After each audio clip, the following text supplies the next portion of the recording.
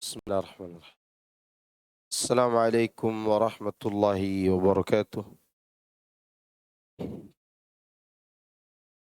إن الحمد لله نحمده ونستعينه ونستغفره ونعوذ بالله من شرور أنفسنا وسيئات أعمالنا. من يهده الله فلا مضل له ومن يضلل فلا هادي له. وأشهد أن لا إله إلا الله وحده لا شريك له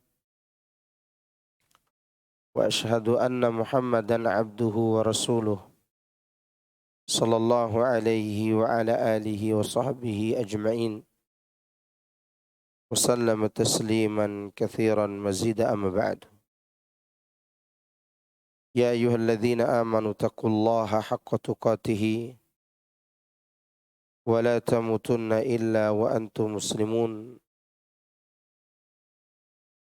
فإن أصدق الحديث كلام الله وخير الهدي هدي محمد صلى الله عليه وسلم وشر الأمور محدثاتها فإن كل محدثة بدعة وكل بدعة ضلالة وكل ضلالة في النار. Para jemaah sekalian, rahimani wa rahimakumullah.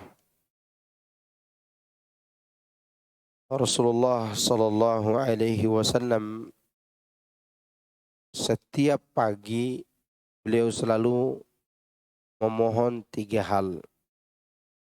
Allahumma inni as'aluka ilman nafi'an wa rizqan tayyiban wa amalan mutaqabbala. Inilah doa yang sering diucapkan oleh Nabi sallallahu alaihi wasallam setiap pagi, setiap selesai salat subuh. Beliau memohon, ya Allah, berilah aku ilmu yang bermanfaat, rezeki yang baik, dan amal yang diterima. Jadi setiap hari target kita itu mencari 3 hal tadi. Ilmu yang bermanfaat,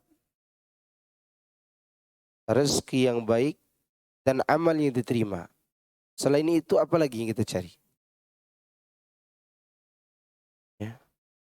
Yang kita cari itu di dunia ini. Kenapa kita harus berdoa demikian? Agar kita mendapatkan 3 kebaikan tadi. Sekarang kita beramal misalnya. Apa ada orang yang mau amalnya sia-sia? Salat, zikir, doa. Apa ada semua usahanya itu ditelantarkan begitu saja tidak dibalas? Tidak ada.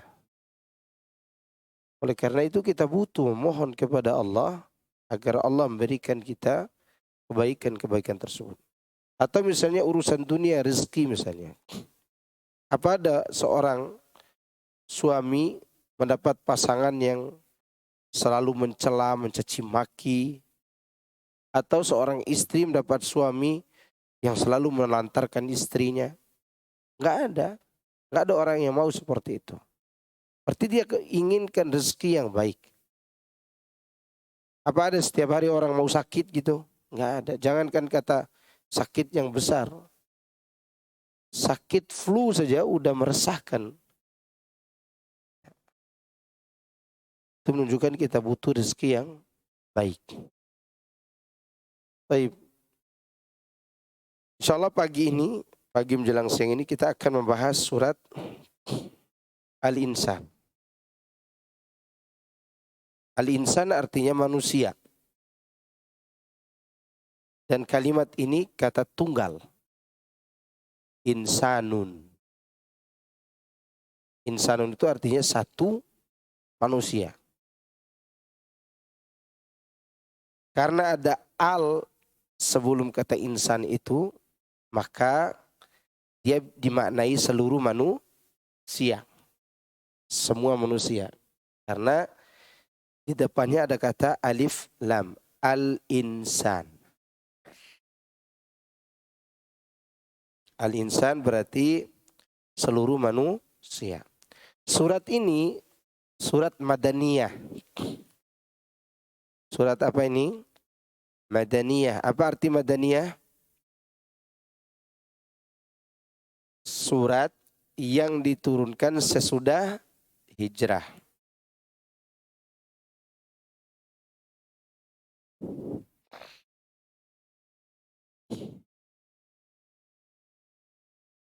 Telah disebutkan sebelumnya maksud di sini adalah di pembahasan surat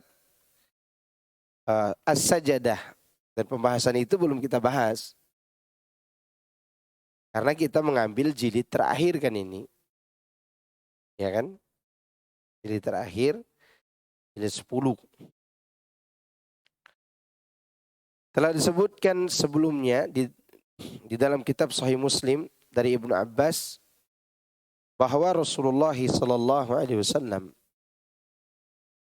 di dalam salat subuh pada hari Jumat, beliau biasa membaca Alif Lam Mim Tanzilul Kitab la raiba fihi min Rabbil Alamin, itu surat Sajadah di rakaat pertama. Rakaat keduanya surat Al-Insan.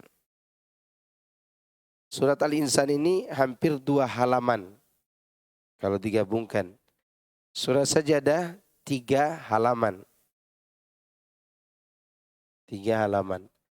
Kedua surat ini dibaca oleh Nabi SAW di hari Jumat untuk mengingatkan manusia bahwa awal kejadian manusia itu di hari Jumat. Dan akhir kehidupan manusia di bumi ini di hari Jumat. Dan surat As-Sajadah dengan surat Al-Insan sama-sama menceritakan awal kejadian manusia dan akhir kehidupan manusia di dunia. Dan diceritakan juga proses perkembangbiakan manusia setelah diciptakan dari tanah. Kemudian diberitahukan bahwa manusia itu diciptakan keturunannya dari air mani. Dan itu diceritakan dalam 2 surat ini. Dan juga diceritakan tentang akhir kehidupan mereka, yaitu terjadi hari kiamat. Saya akan bacakan sebagian ayat dari surat ini. Mudah-mudahan kita bisa membahas semua insya Allah. Anda bacakan dulu dari ayat 1 sampai ayat 12 ya. A'udzu billahi minasy syaithanir rajim. Bismillahirrahmanirrahim. هل أتى على الإنسان حين من الدهر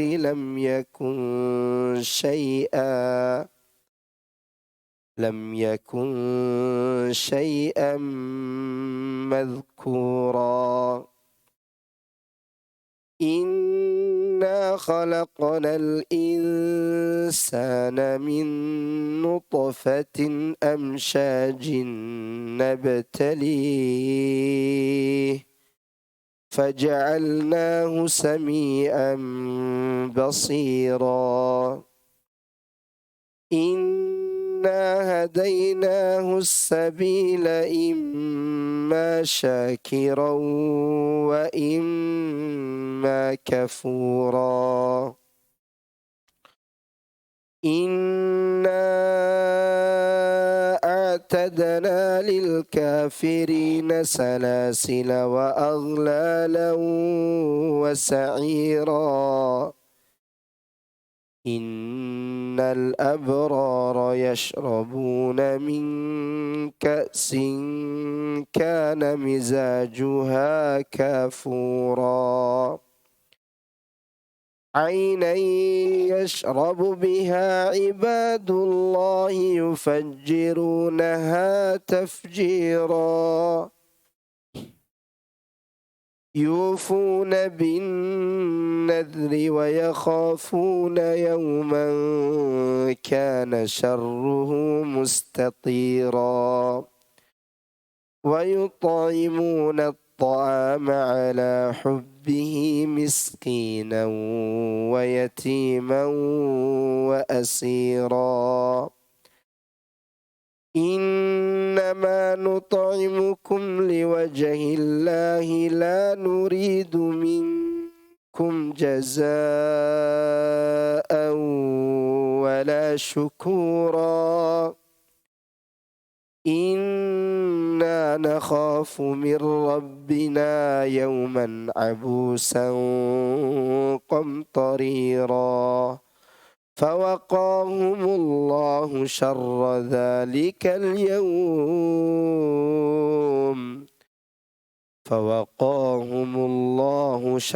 ذلك اليوم ولقاهم نضرة وسرورا وجزاهم بما صبروا جنة وحريرا.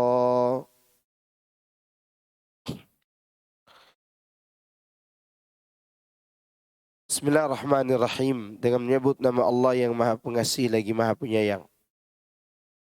Bukankah pernah datang kepada manusia waktu dari masa yang ketika itu dia belum merupakan sesuatu yang dapat disebut. Sungguh kami telah menciptakan manusia dari setetes mani yang bercampur, yang kami hendak mengujinya dengan perintah dan larangan. Karena itu kami jadikan dia mendengar dan dapat melihat. Sungguh kami telah menunjukkan kepadanya jalan yang lurus. Di antara mereka ada yang bersyukur dan ada pula yang kufur. Sungguh kami telah menyediakan bagi orang-orang kafir rantai belenggu dan neraka yang menyala-nyala. Sungguh orang-orang yang berbuat kebajikan akan minum dari gelas berisi minuman yang campurannya adalah air kafur, yaitu mata air dalam surga yang diminum oleh hamba-hamba Allah, dan mereka dapat memancarkannya dengan sebaik-baiknya. Mereka memenuhi nadar dan takut akan suatu hari yang azabnya merata di mana-mana. Dan mereka memberikan makanan yang disukainya kepada orang-orang miskin, anak yatim, dan orang-orang yang ditawan.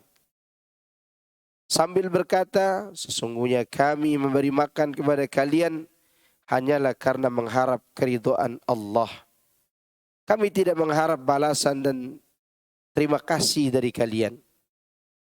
Sungguh kami takut akan azab Tuhan pada hari ketika orang-orang berwajah masam penuh kesulitan. Maka Allah melindungi mereka dari kesusahan hari itu dan memberikan kepada mereka keceriaan dan kegembiraan di wajah. Dan Dia memberi balasan kepada mereka karena kesabarannya berupa surga dan pakaian sutra.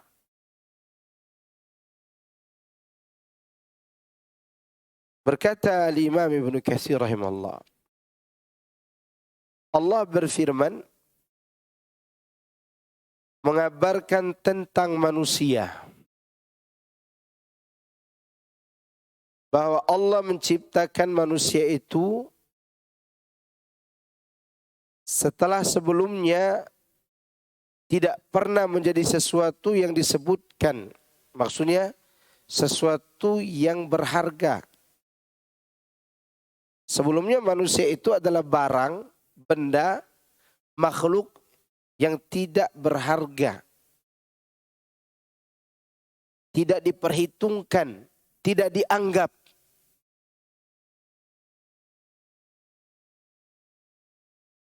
Karena kerendahan dan kelemahannya. Sebagaimana Allah berfirman, hal ata 'alal insani hinum minad dahri lam yakun syai'an madhkura. Bukankah telah datang atas manusia suatu masa atau satu waktu di mana di saat itu dia belum merupakan sesuatu yang dapat disebut, artinya tidak dianggap manusia itu. Kapan? Ketika menjadi setetes air mani. Ya. Kemudian Allah menjelaskan hal tersebut di mana Allah berfirman, Inna khalaqanal insana min nutfatin amsyaj. Amsyad artinya tercampur. Di dalam satu wadah, satu tempat yang bernama rahim.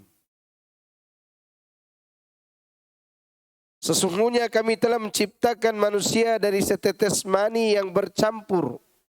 Yang dimaksud adalah kata al-ashji, al-mashiju atau al-ashju bermakna sesuatu yang bercampur sebagian dengan sebagian yang lainnya. Ya, amsyaj asal katanya adalah al-mashij.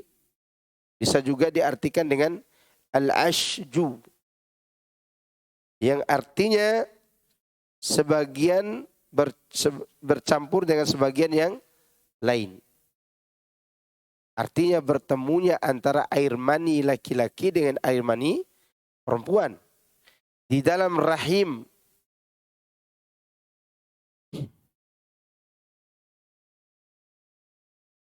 Ibnu Abbas berkata tentang nutfatin amsyaj, yakni sperma laki-laki dan ovum perempuan jika telah bersatu dan bercampur lalu beralih dari satu fase ke fase berikutnya. Ya. Jadi begitu bercampur maka mulai diproses tuh kejadian manusia. Selama berapa hari? 40 hari. Selama 40 hari. Arba'ina yauman.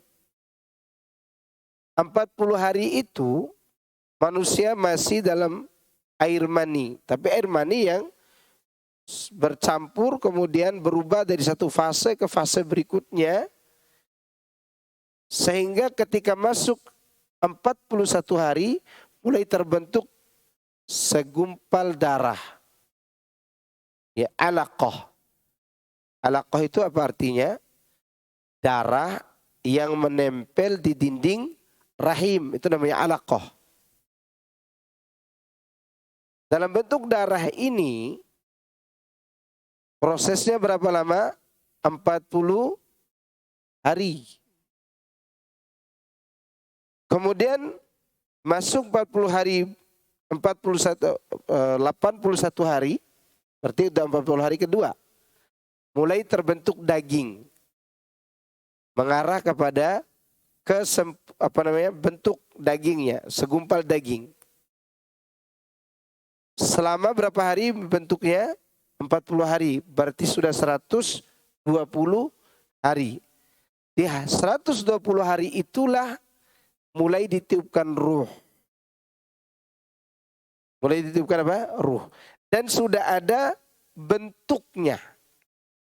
120 hari itu udah mulai berbentuk. Walaupun tulang-tulangnya masih belum kuat. Beberapa hari yang lalu saya sholatkan bayi umur 147 hari. Udah ada manusianya, udah berbentuk. Bahkan jenis kelaminnya udah ditahu. Udah bisa dilihat jenis kelaminnya. Itu 170 hari. Orang tuanya bilang ketika keluar bayi yang bayi kecil ini, apa namanya itu? Akhirnya diaborsi. Aborsi itu karena mengancam nyawa orang tuanya, habis ketubannya kan. Diaborsi tapi bukan dengan cara dikorek, bukan. Dikasih obat. Keluarnya masih, detakan jantungnya masih ada. Manusia udah punya nyawa. Itu berapa tuh? 140 hari. Sedangkan bayi yang anak sholatin beberapa pekan yang lalu itu umurnya 127 hari afwan. 127 hari. Berarti 4 bulan 1 pekan. 4 bulan 1 pekan. Begitu Allah menciptakan manusia. Padahal sebelumnya cuman air mani. Mana ada orang misalnya waliyadzubillah ya. Afwan, saya bicara sedikit agak. Orang air maninya jatuh tertumpah misalnya gara-gara hubungan suami istri. Ada yang tumpah. Anak kita jatuh. Ada ngomong begitu? Gak ada kan? Gak ada. Awas kepalanya gitu. Gak ada. Karena pada saat dia jadi air mani, bukan sesuatu yang dianggap. Tidak dianggap. Kapan dia dianggap? Setelah dia bercampur, kemudian dari satu fase ke fase berikutnya. Dari satu keadaan ke keadaan berikutnya. Dan dari satu warna ke warna berikutnya. Iya. Nabtali, yang kami hendak mengujinya, yakni mencobanya, berikan cobaan kepadanya. Yang demikian sama sebagaimana firman Allah, liyabluwakum ayyukum ahsanu amala. Surat apa tuh? Al-Mulk. Ya. Supaya dia menguji kamu, siapa di antara kamu yang paling baik amalnya. Nah, itu tujuannya diciptakan. Diuji siapa yang mau beribadah dengan baik, siapa yang mau kufur. Ini ujian nih. Agar dia bisa mengikuti ujian tersebut, faja'alnahu sami'an basira. Maka kami menjadikan dia, karena itu kami jadikan dia mendengar dan melihat. Maksudnya, kami memberikan kepadanya pendengaran dan penglihatan, sehingga dengan kedua itu dia mampu berbuat ketaatan dan atau kemaksiatan. Kan tadi diuji, mau maksiat atau taat nih. Diberikan oleh Allah apa? Pendengaran dan penglihatan.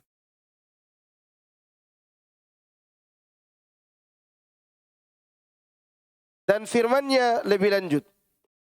Nah, ini bukan berarti juga orang yang buta tidak lepas dari berbuat maksiat atau ujian ini. Ada nggak orang buta berbuat maksiat dengan kebutaannya? Ada atau tidak? Orang buta nih berbuat maksiat ada nggak? Ada. Jadi penyanyi kah dia? Ya enggak? Kan dia menyanyi. Atau dia membuat salawat yang di dalamnya penuh kesyirikan. Orang-orang buta juga ikut bermaksiat di situ. Oleh karena itu, semua tetap diuji oleh Allah. Tapi yang normal ini, ujiannya lebih besar daripada yang buta. Kenapa? Karena mata kita bisa memandang yang maksiat, bisa memandang yang baik.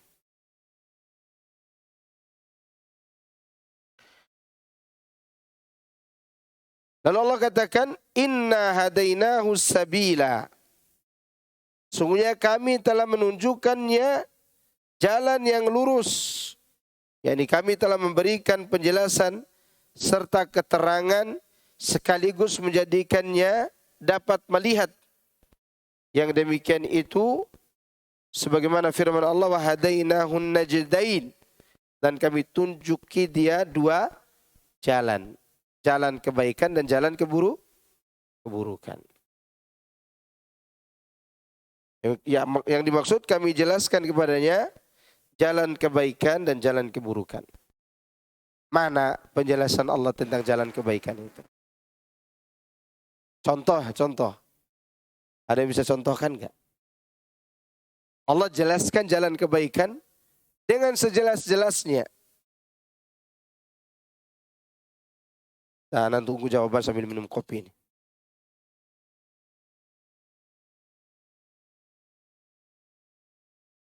Mana penjelasannya? Ihdinas siratal mustaqim. Itu baru permintaan. Siratal mustaqim itu mana dia? Kalau untuk mengatakan siratal ladzina an'amta alaihim berarti itu orang yang menempuhnya. Sekarang jalannya mana? Penjelasannya. Alam ahad ilaikum ya bani Adam alla ta'budu syaitan innahu lakum aduwwum mubin wa an i'buduni hadza siratal mustaqim. Jelas enggak penjelasannya itu? Ya Allah katakan, bukankah aku telah mengambil janji dari kalian wahai anak Adam, jangan menyembah setan, jangan berbuat syirik. Sungguhnya setan itu musuh yang nyata bagi kalian. Beribadahlah hanya kepadaku, inilah jalan yang lurus. Jelas enggak? Apa jalan yang lurus itu?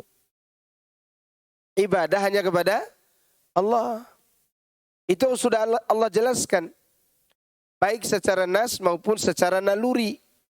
Naluri manusia mengatakan kita harus beribadah hanya kepada Allah. Hanya saja naluri kita ini tidak bisa berbuat apa-apa kalau tidak melihat penjelasan wahyu bagaimana cara beribadah itu. Nah itu butuh wahyu yang menjelaskan. Mana lagi contohnya Allah sebutkan jalan yang lurus itu sudah jelas. Lihat di surah Al-An'am. Surah Al-An'am. Nah lihat. Mulai dari ayat 151 sampai 153. Saya ambil langsung di potongan terakhir.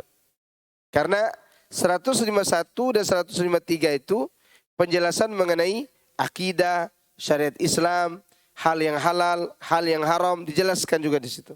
Lalu Allah memberitahukan setelah itu di ayat 153, wa anna hadza siratim mustaqima fattabi'uhu wa la tattabi'us subul wa tafarraqa bikum an sabilihi dzalikum wasaqum bihi la'allakum tattaqun. Dan sesungguhnya inilah jalanku yang lurus.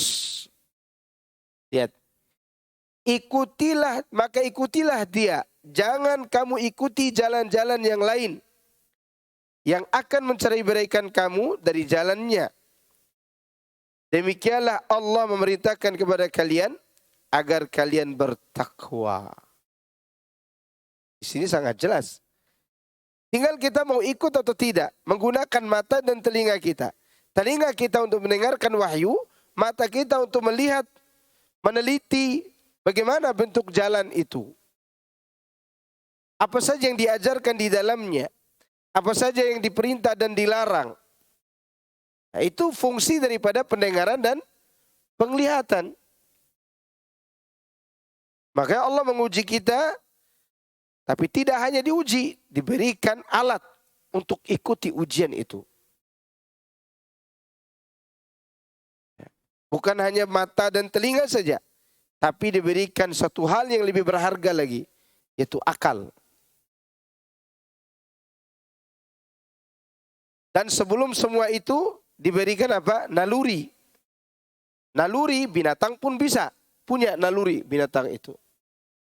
Naluri mereka untuk menghadap kepada Allah ketika dia susah.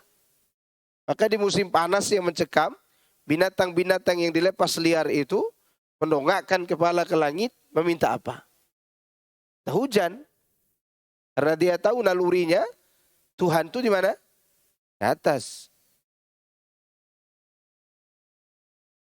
Nah, ini mengenai ujian ini. Agar kita tahu jalan kebaikan dan jalan keburukan. Imma syakira wa imma kafura. Di antara manusia ada yang bersyukur dan ada juga yang kafir. Kalimat ini berharokat fathah dalam kedudukannya sebagai keadaan. Dan huruf H di dalam firmannya berikut ini, inna hadainahu, hu itu, ya.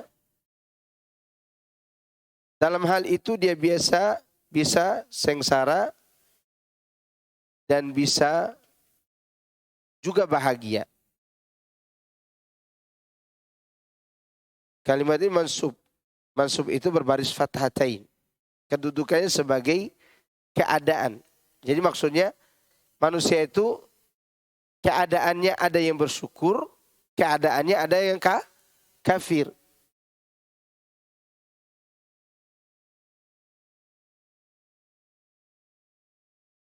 Inna hadainahu sabil. Sungguhnya kami menunjuki dia jalan. Yang artinya dalam hal itu dia bisa sengsara dan juga bisa apa? Bahagia. Maksudnya jalan kesengsaraan dan jalan kebahagiaan. Sebagaimana yang disebutkan di dalam hadis riwayat yang diriwayatkan oleh Imam Muslim dari Abu Malik Al-Asy'ari. Dia berkata, Rasulullah SAW mengatakan, kullun nasi yaghdu faba'i'un nafsahu famubiquha au mu'tikuha. Ini keadaan kita setiap hari. Keadaan kita setiap hari, setiap orang pergi pada pagi hari, lantas dia akan mempertaruhkan dirinya. Ya. Baik dia akan membinasakan dirinya atau menyelamatkannya. Jadi setiap hari itu kita mempertaruhkan diri kita. Apakah setiap hari kita akan menyelamatkan diri kita atau kita akan membinasakannya? Itu pilihan. Pilihan itu diberikan kepada kita. Makanya kita ini punya kehendak. Ya. Dan bukan hanya kehendak, tapi tadi Allah berikan, kasih tahu ke kita apa? Diberi pendengaran dan penglihatan. Agar kita tahu kita ini sedang membinasakan diri atau sedang membebaskan dan menyelamatkannya. Ya. Karena di dunia ini kita hidup di antara pilihan antara kebaikan atau keburukan. Jika kita memilih keburukan, berarti kita telah membinasakan diri kita. Jika kita memilih kebaikan, berarti kita telah menyelamatkannya. Pertanyaannya adalah, apakah setiap orang siap untuk meninggalkan keburukan yang disukai oleh dirinya dan untuk mengikuti kebenaran yang kadang tidak masuk akalnya? Tidak semua orang siap. Kalau kebaikan itu, perintah itu penuh dengan perintah yang penuh kebaikan itu, semuanya bisa diterima oleh akal dan syahwatnya, mungkin dia akan mengikutinya. Tapi masalahnya adalah ada perintah-perintah Allah yang terkadang manusia, bukan terkadang lagi, sebagian besar manusia tidak mau mengikutinya karena tidak sesuai dengan keinginan nafsunya. Itu masalahnya. Kan telah disinggung pada surat Al-Insan sebelum surat Al-Qiyamah. Bal yuridul insan liyafjura amamah. Lihat, bahkan manusia itu punya kecenderungan ingin selalu berbuat dosa. Nah, kecenderungan ini bisa nggak dia lawan agar dia memilih jalan kebaikan dan menolak jalan kerusakan?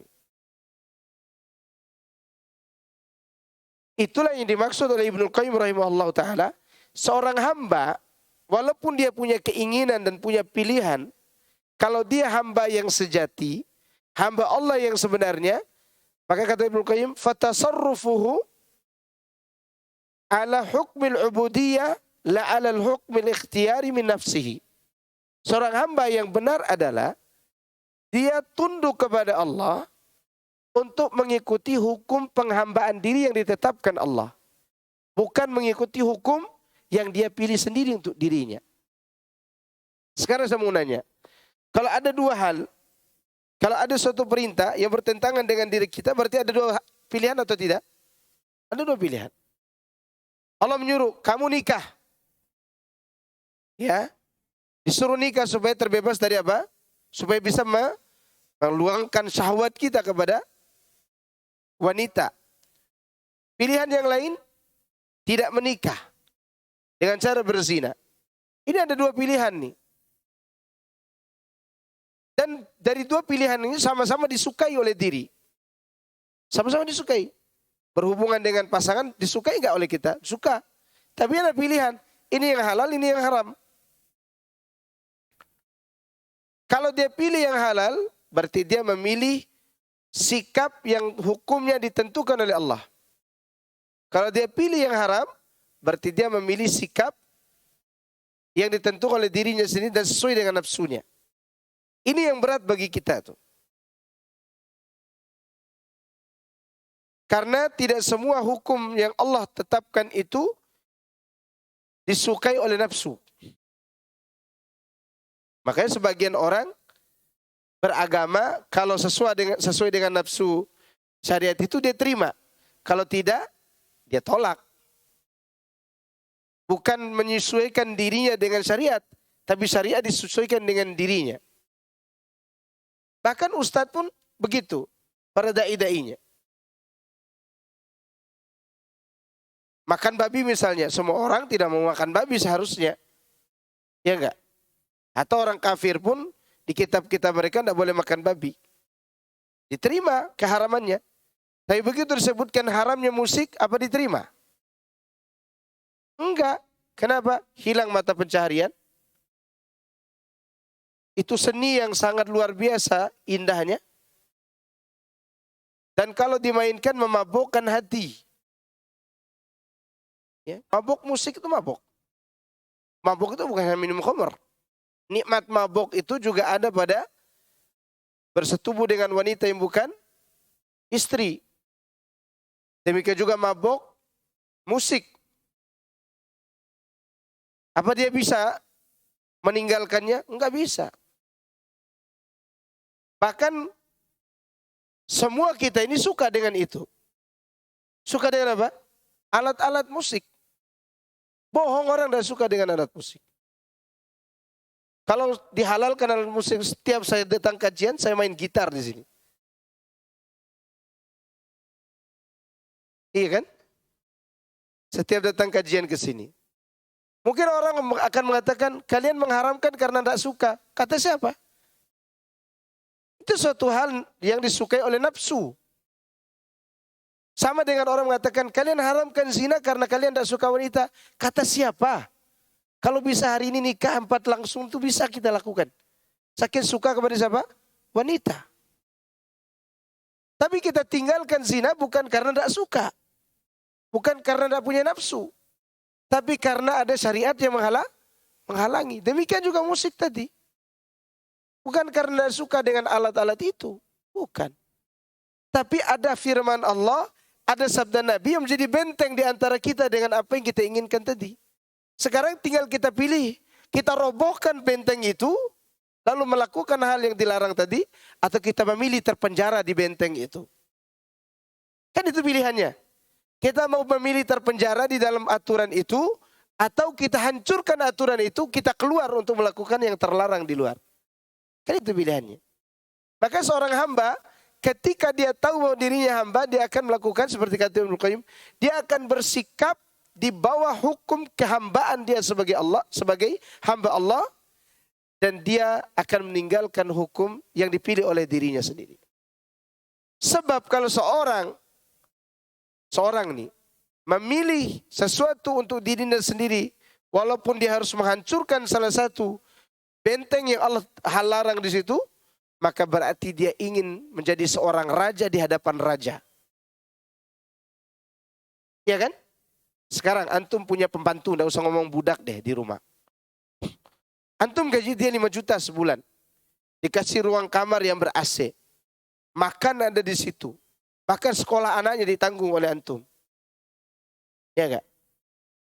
Lalu antum suruh dia, kamu nanti sapu halaman, kemudian kamu pel itu ruang tamu menggunakan minyak wangi kasturi. Oh mahal sekali bos. Gitu kan? Ini gaji 5 juta loh.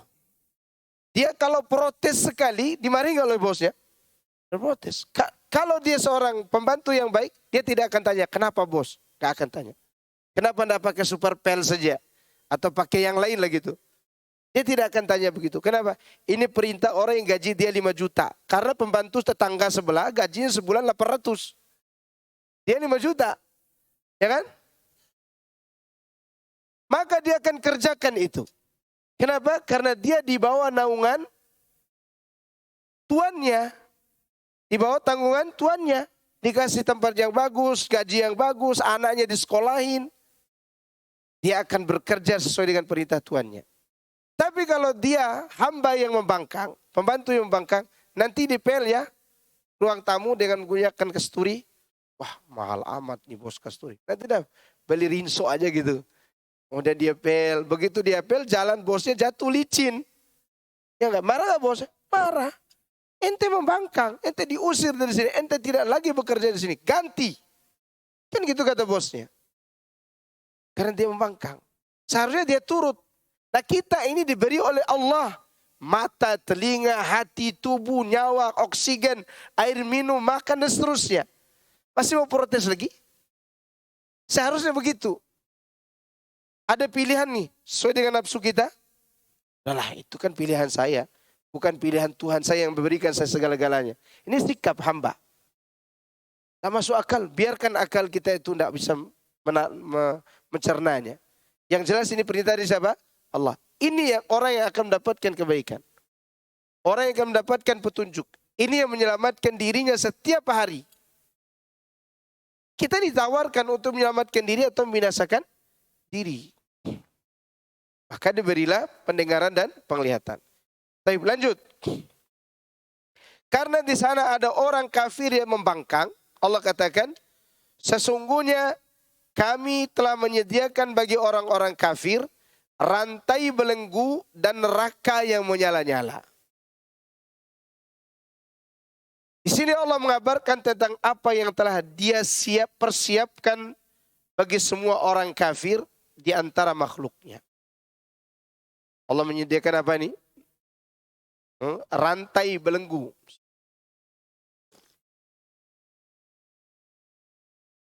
Berapa panjang rantainya? Sudah dibahas di surat sebelumnya, surat Al-Haqqah.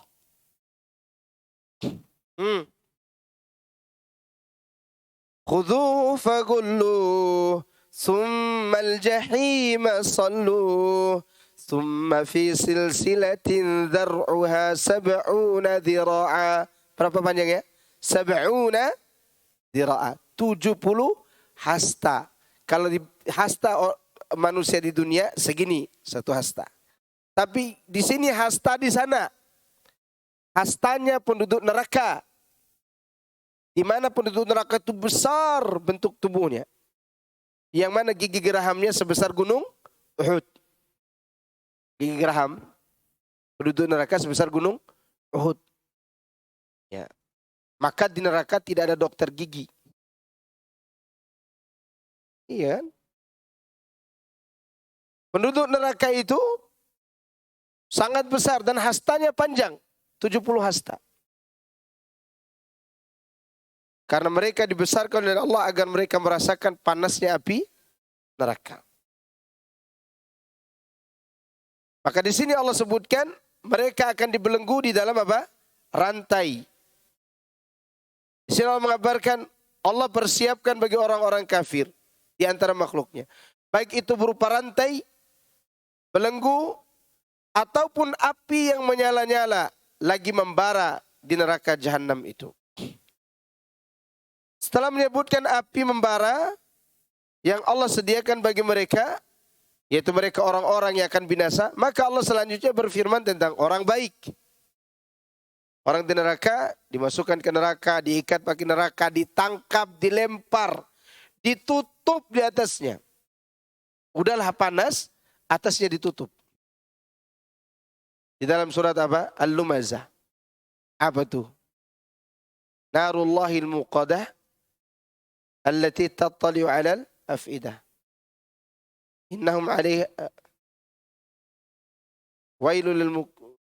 wailul likulli humazatil lumazah alladzi jama'a malahu wa 'addadah yahsabu anna malahu akhladah kalla layunbadanna fil hutamah wa ma adraka mal hutamah narullahil muqadah allati tattali'u 'alal af'idah innaha 'alaihim mu'sadah. Mu'sadah ditutup rapat. Masukin dulu ya, antum bayangkan ada kamar yang ruangan ber-AC, AC-nya dimatiin. Ditaruh api kompor gas 3. Terus antum di situ didiamin selama 5 jam. Apa perasaannya? Ini tidak dibakar oleh api itu. Ditaruh api saja, dinyalakan api kompor gas 3 di dalam kamar itu. Ruangan tadi ruangan ber-AC, tidak ada jendela, tidak ada ventilasi, ditaruh api, kemudian antum didiamkan 5 jam. Kira-kira apa yang terjadi? Antum akan berteriak kepanasan. Ini neraka 69 kali lipat dari panas api dunia. Dimasukkan dulu orang ke dalamnya, kemudian ditutup jadi pengap di dalam. Karena itu mereka disiksa oleh Allah Azza wa Jalla. Selanjutnya Allah menyebutkan orang-orang yang selamat. Innal abrara yashrabuna min ka'sin kana mizajuha kafura. Sungguhnya orang-orang yang berbuat kebaikan, mereka minum dari gelas berisi minuman yang campurannya adalah air kafur. Sebagaimana diketahui air kafur sifatnya dingin lagi beraroma wangi. Dingin di sini sejuk, bukan dingin sekali. Karena dingin sekali pun tidak bagus. Tidak bagus. Coba antum di jam 2 siang, jam 1 siang. Lagi panas di musim panas di Jakarta yang berpolusi lagi. Langsung minum air yang ada es batunya. Ya pulang antum batuk-batuk nanti. Tidak baik. Ya kan? Ya, air dingin yang dimaksud dingin di sini. Dingin yang menyegarkan dan sejuk. Karena dingin pun ada di neraka. Dingin sekali itu ada di neraka. Dingin yang membakar. Ada dingin yang membakar, menghancurkan tulang. Di dunia pun ada dingin yang membakar itu. Kata teman-teman yang bekerja di perusahaan seperti minyak dan yang lain itu, mereka cerita proses pembuatan gas itu dibakar dengan menggunakan dingin yang paling dingin. Sehingga terbentuklah apa? Gas itu. Terbentuklah gas LPG yang 3 kilo itu, yang harusnya punya orang miskin dibeli orang kaya itu. Itu cara memasukkan ke dalam itu, untuk membentuk gas tersebut, digunakan apa? Pembakaran dengan zat yang sangat dingin. Bukan api, tapi sangat dingin. Mematikan tapi. Meremukkan tulang. Nah, bukan itu yang didapat oleh orang-orang di surga. Bukan yang itu. Yang didapatnya adalah dingin yang menyegarkan dan beraroma wangi. Di samping itu ditambahkan pula berbagai kelezatan yang ada di surga. Maka itu Allah berfirman, Aina yashrabu biha ibadullah yufajjirunaha tafjira. Yaitu mata air yang daripadanya hamba-hamba Allah meminum, yang mereka dapat mengalirkannya dengan sebaik-baiknya. Maksudnya air kafura yang telah bercampur dan disediakan bagi orang-orang yang berbuat kebaikan ini adalah mata air yang biasa diminum oleh hamba-hamba Allah yang mendekatkan diri. Murni tanpa campuran. Mereka minum sampai mereka kenyang dan hilangnya dahaga. Oleh karena itu kata yashrabu mencakup makna kenyang hingga kata tersebut menjadi muta'addi dengan huruf ba dan membuat mansub kata aina sebagai pembeda. Ya, di sini disebutkan yashrabu biha. Biha. Bi itu namanya huruf yang mengkasrokan, menjarkan. Nah, dia masuk di situ sebagai muta'addi untuk kata yashrabu. Muta'addi itu artinya satu kata yang membutuhkan fi'il membutuhkan maf'ul. Objek. Itu kan apa? Objek. Objeknya. Ini menunjukkan bahwa aina dengan kafuro dua hal yang berbeda. Begitu maksudnya. Maka terjemahan yaitu ini sebenarnya tidak tepat. Seharusnya diterjemahkan terpisah antara kafuro dan mata air. Kafuro lain sendiri, mata air lain sendiri. Itu ini maksudnya. Ya, kafuro itu sendiri, mata air itu sendiri. Sebagian mereka mengatakan bahwa dalam hal kualitas minuman ini seperti air kafuro. Jadi ada yang mengartikan dia sebenarnya bukan kafuro, tapi dengan kualitas tinggi seperti air kafura. Kafura itu kalau terjemahkan secara letterlek yaitu kapur barus. Kapur barus, tapi bukan di dunia. Kalau antum minum kapur barus di dunia ini nanti malah seperti tikus nanti. Iya. Itu kan racun tikus itu. Termasuk yang membuat tikus takut. Tapi ini air kafura di mana? Di surga. Makanya kan disebutkan surga itu tidak bisa dibayangkan dengan akal dan hati kita. Antum coba khayalkan kafuranya. Nah jadi antum masuk surga. Nak mau minum kafuro. Kan? Karena dikhayalkan sesuatu yang tidak bisa dikhayalkan. Sedangkan sebagian yang lain mengatakan minuman tersebut berasal dari mata air kafura. Di mata air kafur. Dan sebagian lain mengatakan boleh juga menjadi mansub dengan kata yashrabu. Ketiga pendapat tersebut diriwayatkan oleh Ibnu Jarir At-Tabari. Ya, sebenarnya perbedaan ini tidak begitu bermudarat. Tidak ada perbedaan yang mudarat kalau kita memilih salah satu maknanya. Artinya mereka meminum air yang segar dan wangi. Dan mata airnya juga segar dan wangi. Yufajjirunaha tafjira. Yang mereka dapat mengalirkannya dengan sebaik-baiknya. Maksudnya mereka dapat memanfaatkan air tersebut kemana dan di mana saja mereka kehendaki. Baik di dalam istana, rumah, majelis maupun tempat-tempat lainnya. Sekarang kalau kita mau minum zam-zam, kita kemana dulu? Ke Mekah. Ya enggak? Nggak bisa. Aku mau minum zam-zam di sini saat ini, lalu zam-zam datang mengalir ke sini. Di surga bisa. Ya. Misal di surga ada pertemuan, nanti kan ada pertemuan. Pertemuan antara penduduk surga yang di Jannatun Naim. Di sana mereka akan bertemu, pertemuan ini tidak permanen.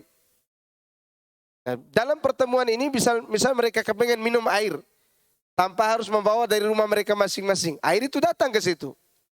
Pulang ke rumah mau minum air itu juga, ya di situ juga airnya. Artinya dimanapun mereka berada, mereka mau alirkan dimanapun mereka mau, mereka dapat meminum air tersebut. Maka di sini disebutkan oleh Ibnu Katsir, di istana, di rumah, di majelis. Berarti ada majelis enggak di sana? Ada majelis pertemuan. Wa aqbala ba'duhum 'ala ba'di yatasaalun. Sebagian penduduk surga bertemu sebagian yang lain. Maksudnya sebutkan dalam tafsir Ibnu Katsir juga, yaitu penduduk surga yang bawah bisa bertemu dengan penduduk surga yang atas.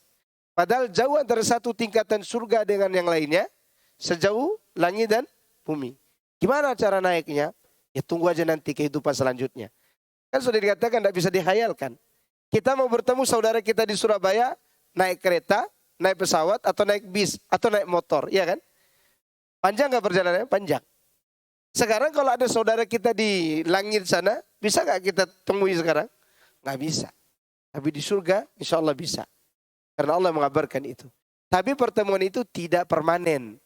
Maksudnya tidak terus menerus. Ya pulang juga ke tempat masing-masing setelah bertemu. Yang bertemu permanen walaupun beda derajat itu anak dan orang tua. Istri dan suami.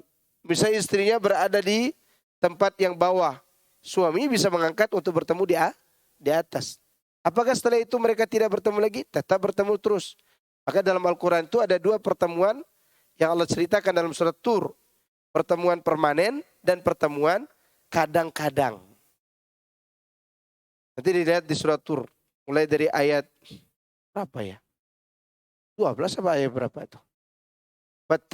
Walladzina amanu wattaba'atuhum dzurriyyatuhum biimanin alhaqna bihim dzurriyyatahum. Ayat 20-an, ayat 21.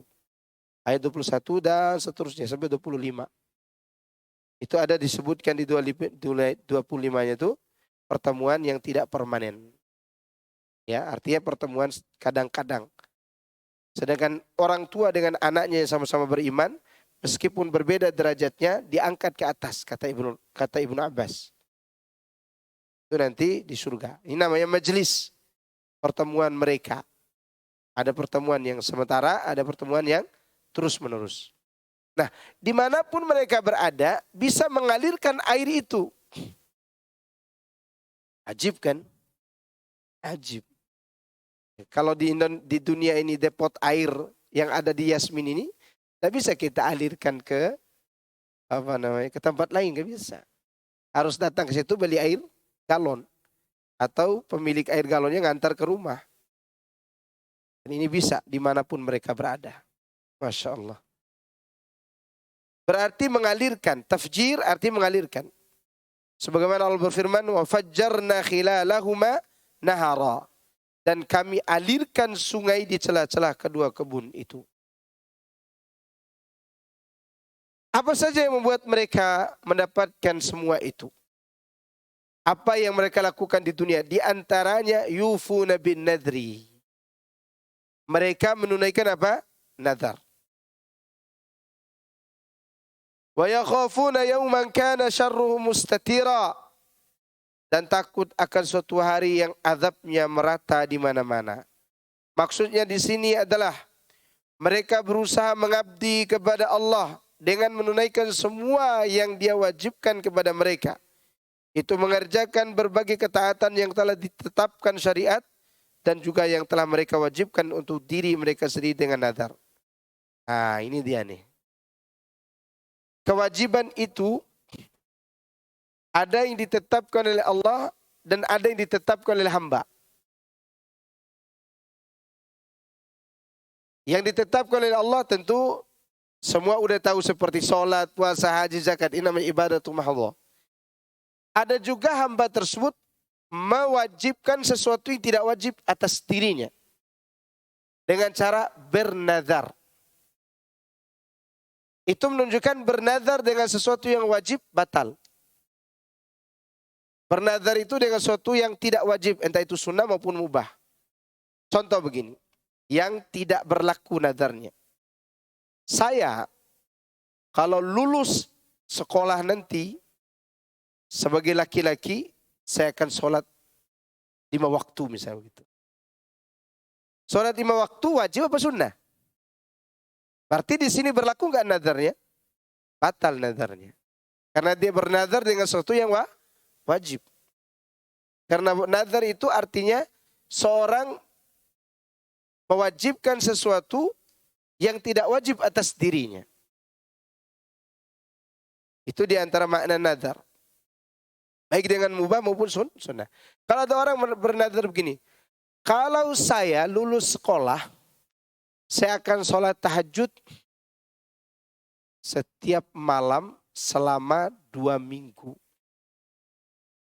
Maka sholat tahajud selama 2 minggu itu bukan sunnah bagi dia. Tapi wajib. Paham nggak? Kalau ada orang bernadar begini. Saya kalau mendapatkan anak laki-laki, saya akan berkurban di hari raya Idul Adha. Sekarang pertanyaannya, nazarnya sah apa tidak? Itu aja dulu. Jawab, sah nggak nazar? Hah? Sekarang pertanyaannya, kurban wajib apa sunnah? Kalau ada yang mengatakan di belakang itu sunnah, berarti dia khilaf. Khilaf antar jemaah. Kita ambil yang wajib. Kurban itu wajib. Sekarang kalau dia wajib, sah nggak nadarnya tadi? Tidak sah. Kenapa? Karena dia bernadar dengan sesuatu yang wajib. Sekarang kalau ada yang mengatakan, kalau saya punya anak laki-laki, saya akan sembelih kambing 4. Sah nggak nadarnya? Sah. Kenapa? Karena kewajiban dia hanya menyembelih 2. Tambah 2 berarti. Nah 2 berikutnya ini wajib apa sunnah? Wajib dia sembelih. Karena dia pernah nazar. Jelas? Itu nazar tuh. Maka kenapa Allah sebutkan amalan nazar di sini? Karena sesuatu yang tidak diwajibkan oleh Allah, kemudian dia wajibkan untuk diri sendiri, dia pun melakukannya. Apalagi yang wajib diwajibkan oleh Allah. Faham nggak? Yang dia wajibkan untuk dirinya sendiri saja dia laksanakan. Apalagi hal-hal yang tadinya diwajibkan oleh Allah. Seperti sholat 5 waktu, puasa bulan Ramadan, kemudian berhaji ketika dia mampu, kemudian dia bayar zakat ketika dia mampu bayar zakat, kemudian dia beridul adha ketika dia memiliki kemampuan untuk itu. Ya kan? Berarti dia ini betul-betul taat kepada Allah. Antum kira menunaikan nazar itu ringan? Enggak. Enggak ringan. Kecuali nazar tersebut, nazar yang tidak mungkin dilakukan, maka tidak perlu ditunaikan. Seperti misalnya seorang bernazar. Ada ikhwan kita, waktu SMA-nya bodoh. Tahu bodoh nggak? Ini bodoh. Saking bodohnya, dia tidak pede akan lulus ujian. Sampai dia bernazar, ya Allah, kalau aku lulus, aku akan puasa setiap hari sampai aku mati. Qadarullah lulus. Gemetar semua tubuhnya dari atas sampai ke bawah. Ya. Dia orang jauh. Karena dia cari-cari pertanyaan, dia datangi saya di Kuripan waktu itu. Dia tanya, Ustadz gimana nih puasa saya? Nazar ente tidak sah, karena itu tidak sanggup dilakukan oleh anak Adam. Kalau begitu gimana? Ente bayar kafarah saja. Kafarah sumpah. Kafarah apa? Sumpah. Apa kafarah sumpahnya? Beri makan 10 orang miskin, atau beri pakaian 10 orang miskin, atau puasa 3 hari berturut-turut. Sekali makan. Ya. Ya kalau seumur hidup, ya seumur hidup dia kasih 10 orang miskin. Maka jangan nadar yang salah. Nadar itu yang benar. Dengan menggunakan amalan yang tidak wajib, dan nadarnya sanggup dilakukan oleh anak manusia. Ya, sanggup dilakukan oleh anak manusia. Puasa seumur hidup sanggup enggak? Enggak sanggup. Ya. Enggak sanggup orang untuk melakukan itu. Jangankan seumur hidup. Puasa Ramadan aja kadang orang tinggal kan? Taib, ini mengenai nadar. Dan menunaikan nadar itu hukumnya wajib. Imam Malik meriwayatkan dari Aisyah. Dari Nabi SAW bersabda, Man nadhara an yuti' Allah fal yuti'hu. Wa man nadhara an ya'asi Allah fala ya'sihi. Barang siapa bernadar hendak mentaati Allah, maka hendaklah dia mentaatinya. Dan barang siapa bernadar akan bermaksiat kepadanya, maka hendaklah dia tidak bermaksiat kepadanya. Berarti kalau kita bernadar dengan sesuatu yang maksiat, tidak boleh. Misalnya orang tidak tahu hukum musik nih, haram atau tidak. Kan banyak orang tidak tahu hukum itu. Bahkan sebagian kena syubhat. Kalau ada bapak mengatakan, kalau saya dapat pekerjaan baru ini, saya akan menyumbangkan marawis kepada yayasan yatim ini. Ya kan? Alat marawis misalnya, saya akan sumbangkan ke situ. Menurut semua madhab yang diambil dari dalil dari Quran dan Sunnah, musik haram atau halal? Haram. Kita tidak berbicara pendapat Ibnu Hazm al-Zahiri. Karena Ibnu Hazm itu datang belakangan, dia lahir 396. Berarti dia hidup di tahun 400-an Hijriah. Sedangkan pendahulunya seniornya baik tabi'in, tabi'ut tabi'in atau sahabat Nabi semua mengharamkan setelah dilihat nas-nas Al-Quran dan hadis. Nah, ada orang yang bernadar kalau saya mendapat pekerjaan ini saya akan sumbangkan marawis ke yayasan anak yatim. Tidak lama kemudian dia faham bahwa haram musik itu haram. Sekarang dia udah bernadar. Wajib nggak dia tunaikan nadarnya? Tidak, karena dia bernadar dengan sesuatu yang maksiat. Jelas di sini. Atau seperti ada dulu ini mungkin anak pondok pesantren yang bahlul kayaknya. Dulu waktu kami di pondok pesantren di tahun 2005 atau 2006 ada salah satu talibul ilmi bernadar begini. Tidak tahu dia suka nonton sinetron apa enggak. Dia waktu itu di Jakarta. Dia daftar di Lipia waktu itu. Saya tidak sebut nama orangnya ya. Tidak tahu apa dia sekarang sudah jadi ustadz atau enggak, tidak tahu. Waktu bahlulnya dia ngomong gini, kalau saya lulus di Lipia kata dia, saya akan datang meminta tanda tangannya Marsanda. Ngomong gitu dia.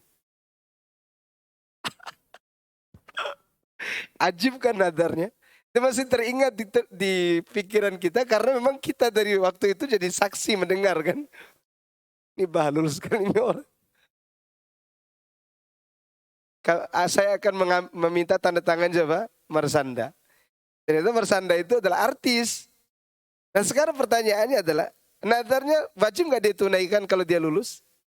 Wajib karena itu maksiat kan. Maksiat kepada Allah Subhanahu wa taala. Ngapain ngambil tanda tangan? Lebih baik tanda tangan saya aja yang diambil. Ya kan? Tapi ini mengenai nadar. Kemudian ada nadar yang boleh dilanggar. Seperti sumpah boleh dilanggar ketika di sana nadar kita atau sumpah kita menghalangi kita dari sesuatu yang lebih baik. Artinya sumpah atau nadar yang menghalangi kita dari sesuatu yang lebih baik. Misalnya orang bernadar, kalau saya tidak menikah dengan anak tetangga ini, maka saya akan, ya afwan, ini untuk sumpah bukan nadar. Kalau sumpah boleh dilanggar, bayar kafarah. Ketika sumpah itu menghalangi kita dari kebaikan. Sebagaimana yang kita jelaskan dalam suratul Baqarah. Dulu pernah kita jelaskan, itu tahun berapa itu. Kalau ada orang bersumpah, ini sumpah ini. Dia bersumpah, demi Allah, saya tidak akan nikah dengan anak tetangga. Anak tetangganya waktu itu masih berumur SMP kelas 1. Tak berjilbab, tapi cakep. Ya, yang sumpah ini anaknya soleh, baik, hafal Quran juga. Anak tetangga itu saking tidak sukanya dia kepada tetangga, antingnya ada 7 di telinga. Saat itu, begitu anak tetangganya juga ikut sholat di pondok pesantren jadi soleha, SMA, selesai SMA, si yang bernadar tadi jatuh cinta kepada anak tetangganya. Sekarang jatuh cintanya itu bukan bertepuk sebelah mata, ternyata direspon juga oleh anak tetangganya tadi. Di sini ada kebaikan yang akan terhalang gara-gara sumpah tadi. Apa itu? Mereka menikah. Tak bisa dia nikah karena dia sudah bersumpah. Apakah sumpah seperti ini dilanjutkan, artinya tidak nikah selamanya, atau dia langgar kemudian dia nikah? Jawab. Ini laki-laki biasa enak jawabannya. Dilanggar apa tidak? Dilanggar. Tapi dia tetap wajib bayar kafarat. Ya. Yang ini melanggarnya sunnah. Kenapa sunnah? Karena sumpah ini akan menghalangi dari kebaikan yang akan dia peroleh. Yaitu berupa menikah dengan orang yang dia suka. Kalau dia tidak boleh melanggar sumpahnya, bisa mati kurus gara-gara cintanya tadi. Kan bahaya juga itu. Ya begitu tetangganya dinikahi orang lain semakin kuruslah dia. Hancur hatinya. Siapa suruh bersumpah? Nah ternyata dalam agama kita boleh dilanggar sumpah itu ketika sumpah menghalangi kita dari sesuatu yang lebih baik. Itu dia. Dilanggarlah dia. Kemudian dia bayar kafarah. Kemudian menikahlah dia dengan anak tetangga. Bahagialah dia. Kalau itu kenyataan, masalah ini hanya ilustrasi. Contoh. Tapi kita lanjut ya. Demikian juga meninggalkan berbagai hal yang haram yang dilarang. Dilarang mengerjakan lantaran takut akan dihisap yang buruk pada hari kiamat kelak. Yaitu hari di mana azab tersebar di mana-mana. Yakni melalui semua manusia. Kecuali mereka yang dirahmati Allah. Ingat ya, yang diharamkan itu bukan berarti tidak disukai oleh nafsu. Ditinggalkan bukan berarti tidak suka. Ditinggalkan karena takut kepada Allah. Ini poinnya. Karena ada orang meninggalkan zina karena takut kena AIDS. Ya enggak? Kenapa? Enggak zina. Takut kena AIDS. Nah, ini enggak masuk. Karena tujuannya, karena yang masuk ke sini adalah yang dia punya keinginan berbuat maksiat, ditinggalkannya karena takut kepada Allah. Ini poinnya. Antum kira ketika kita jalan di luar itu, kelihatan takwa begini, enggak suka maksiat? Suka. Tapi kenapa ditinggalkan? Tadi ada benteng pembatas. Itu Allah yang melarang. Kita takut melanggar itu. Jangan sampai orang mengira orang-orang yang soleh itu impoten. Enggak. Kata siapa? Maka kalau ditanya oleh orang, apakah orang-orang ngaji itu tidak punya nafsu? Kata siapa? Anak kami sudah 7 di rumah itu. Ada yang minimal 4 di rumah itu. Saking laki-laki sejatinya gitu. Tapi tidak berbuat zina karena apa? Karena di sana ada batasan yang Allah letak dan kita tidak berani mendekatinya. Ini yang menjadi poin. Kenapa mereka mendapatkan kebaikan itu? Karena meninggalkan sesuatu karena Allah. Ingat hadiahnya. Siapa yang meninggalkan sesuatu karena Allah, Allah ganti dengan yang lebih baik. Itu ingat tuh. Hadis ini diletakkan di hati kita. Agar kita berani meletakkan sesuatu yang diharamkan Allah meskipun nafsu menyukainya. Kata Rasulullah SAW, man taraka syai'an lillah, awadahu Allah khairan minhu. Siapa yang meninggalkan suatu karena Allah, Allah ganti dengan yang lebih baik. Apa yang lebih baik itu? Ketika sholat kita tenang. Ketika ibadah kita tenang. Ketika berzikir lisan kita ini mengalirkan nama-nama Allah dan sifatnya. Kemudian ketika kita berada dalam kesalahan, tiba-tiba kita mengucap istighfar. Ini hadiah pengganti di dunia. Di akhirat, kita mendapatkan seperti yang disebutkan ini. Aina yashrabu biha ibadullah yufajjiruna tafjira. Yufuna bin nadri wa yakhafuna yawman kana syarruhu mustatira. Kemudian selanjutnya, di antara amalan mereka, wa yut'imuna at-ta'ama 'ala hubbih, dan mereka memberi makanan yang mereka sukai. Dhamir kata ganti dalam ayat ini kembali kepada ta'am 'ala hubbihi, makan yang dicintainya dari makanan. Artinya mereka memberikan makanan saat mereka menyukainya, sekaligus sangat berselera pada makanan tersebut. Jadi makanan ini makanan yang kita sukai. Diberikan kepada orang miskin, bukan makanan basi. Nunggu basi dulu baru dikasih. Jangan samakan orang miskin itu seperti kucing atau binatang atau ikan. Beri makanan yang kita sukai.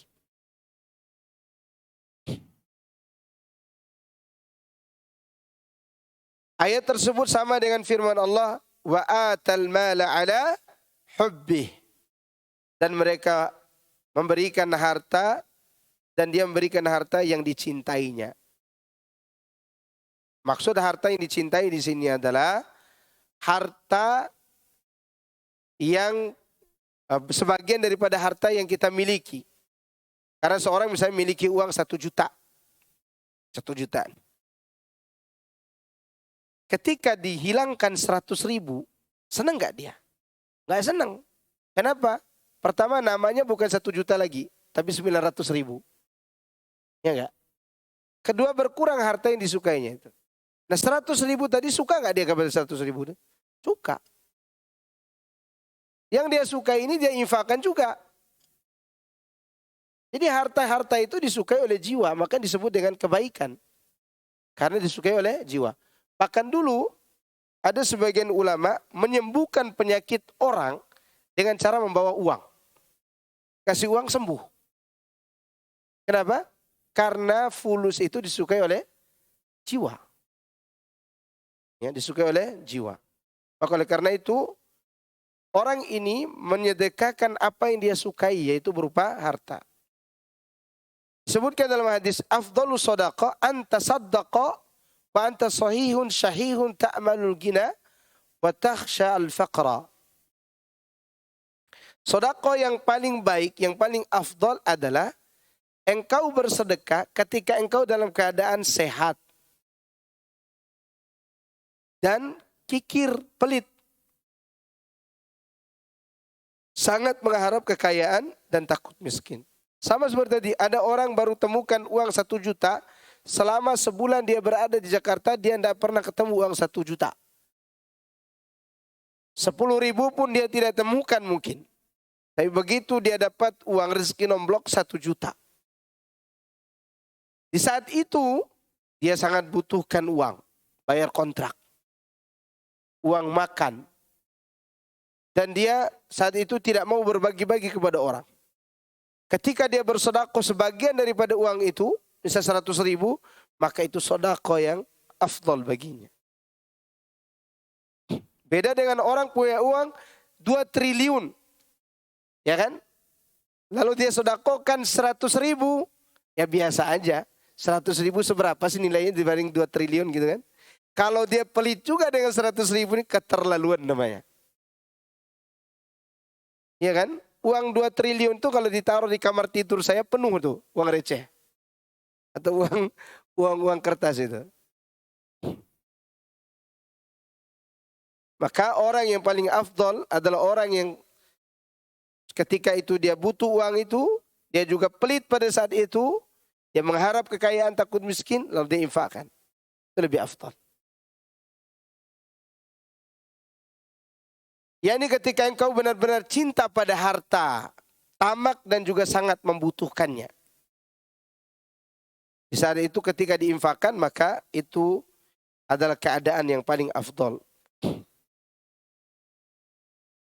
Sehingga karena itulah Allah menyatakan wa yut'imuna at-ta'ama 'ala hubbihi miskinan wa yatiman wa asira. Dan mereka memberi makanan yang disukainya kepada orang miskin, anak yatim dan orang-orang yang ditawan. Sementara mengenai orang miskin dan anak yatim, maka telah diuraikan dan dijelaskan sifat-sifatnya sebelumnya, yaitu surat At-Taubah ayat 60.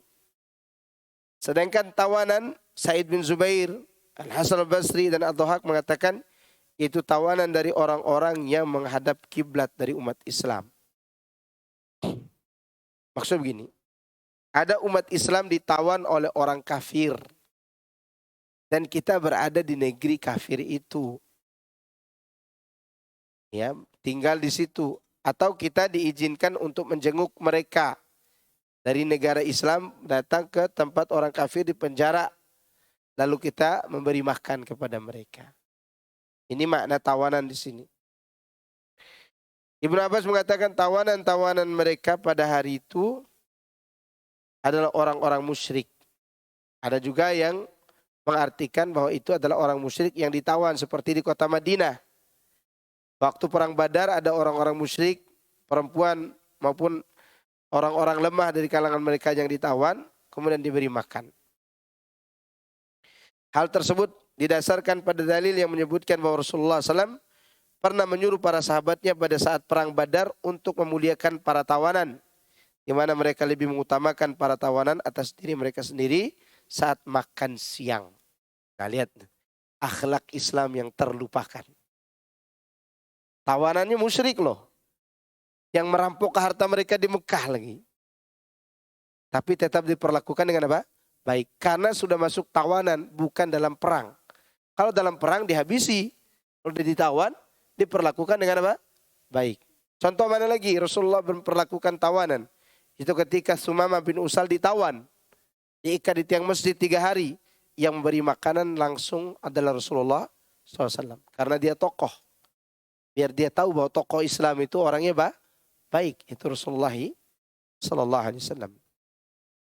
Yang kemudian Sumamah bin Usal masuk Islam radhiyallahu anhu. Gara-gara itu.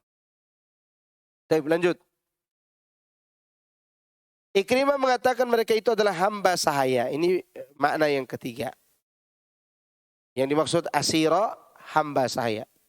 Saya kira semuanya masuk di dalam makna asira ini. Innama nut'imukum liwajhillah. Kami beri makan kepada kalian untuk mengharap wajah Allah. Yang mengharap pahala dan keridhaan Allah. La nuridu minkum jazaan wala syukura. Kami tidak menghendaki balasan dari kalian dan tidak pula ucapan terima kasih. Yani kami tidak menuntut kalian memberi balasan setimpal atasnya dan tidak juga kami meminta berterima kasih di hadapan orang-orang kalian. Ya. Jadi di sini orang yang memberi tidak menuntut terima kasih, tapi kita yang diberi diharuskan membalas dengan mengucapkan apa? Jazakallahu khairan. Demi Allah, kata Mujahid, dan juga Sa'id bin Jubair. Mereka memang tidak mengucapkannya melalui lisan mereka, tapi Allah mengetahuinya dari hati mereka hingga Dia memberikan pujian atas mereka untuk memancing orang lain melakukan hal tersebut. Jadi gini, ucapan la nuridu minkum jazaan wala syukura itu tidak diucapkan oleh lisan, tapi hati mereka ketika memberi. Tidak mengatakan kami tidak mengharap pujian ya, tidak berharap balas, tidak begitu. Ya, tidak mengatakan nih saya berikan ya ikhlas karena Allah, tidak begitu. Tapi hatinya yang mengatakan itu. Ya, keikhlasan itu kan tidak diucapkan. Keikhlasan itu tidak perlu diucapkan. Karena keikhlasan itu ada jauh di dalam. Di sana ada qalbun, di dalam qalbun ada lubun. Lubun itu itulah isi daripada keikhlasan itu isi daripada apa? Lubun tadi. Makanya orang-orang ini disebut dengan apa? Ulul albab. Jauh ke dalam. Gak bisa ditahu oleh orang. Kayaknya ustadz ini ikhlas deh. Kayaknya orang ini ikhlas. Gak bisa. Kita bukan yang menjustifikasi hati. Menilai hati. Tidak juga. Kayaknya orang ini riak deh. Karena orang suman. Enggak. Oleh karena orang-orang ini mengucapkan kalimat tersebut bukan dengan lisan. Tapi di dalam hati. Nah, ucapan hati mereka ini Allah terangkan. Ini loh isi hati mereka itu. Sehingga keterangan Allah ini menjadi pujian yang selalu dipuji oleh Allah dan orang lain. Jadi orang yang biasa sembunyikan keikhlasan, dia tetap akan dipuji oleh orang karena Allah yang membongkar keikhlasannya. Ya, ada seorang laki-laki ahli riba, makan riba, diceritakan oleh Al-Imam Az-Zahabi dalam kitab Syiar A'lamin Nubala. Ana lupa namanya. Abu Muhammad tapi lupa lanjutannya.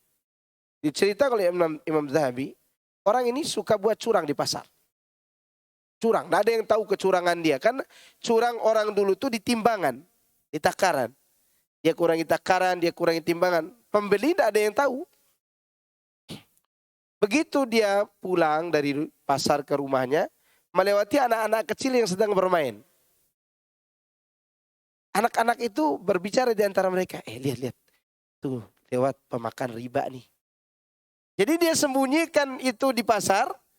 Allah bongkar melalui lisan anak-anak ini. Ini hidupnya orang ini di zaman tabi'in. Karena dia menjadi murid Hasan al-Basri setelah itu. Karena mendengar hal itu, dia sadar. Sehebat apapun kita sembunyikan kemaksiatan itu, Allah bongkar melalui lisan anak-anak ini. Maka dia pulang ke rumahnya, dia ambil semua hartanya, dia infakkan semua ke orang-orang miskin. Habis hartanya di rumahnya.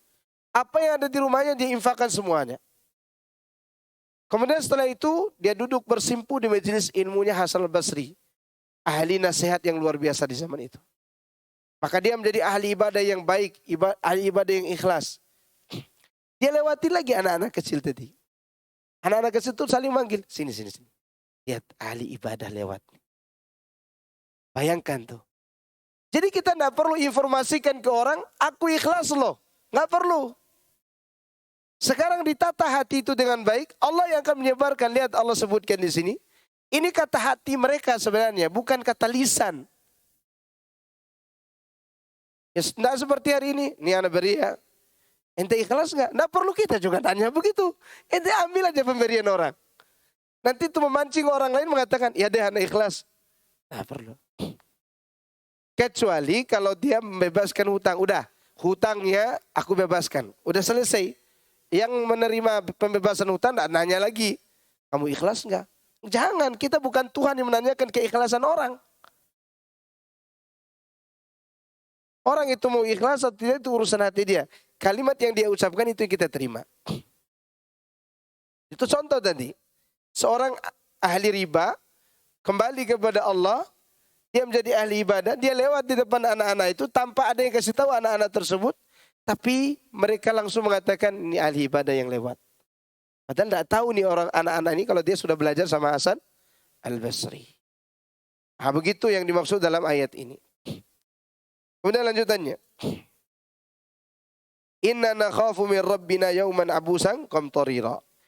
Kami melakukan hal tersebut dengan harapan Allah memberi rahmat kepada kami dan menerima kami dengan penuh kelembutan pada hari di mana orang-orang tengah bermuka masam dan penuh kesulitan. Ali bin Talha mengatakan, meriwayatkan dari Ibnu Abbas, abusan yaitu sempit, qamtarira panjang. Artinya kami berharap, kami takut kepada Rabb kami pada hari ketika saat itu harinya sangat sempit dan waktunya panjang menanti keputusan Allah. Waqahumullahu syarra dzalikal yaum wa laqahum nadratan wa surura. Maka Rabb memelihara mereka dari kesusahan hari itu dan memberi mereka kejernihan dan kegembiraan. Yang dimaksud dalam hal ini bab keserupaan yang sempurna.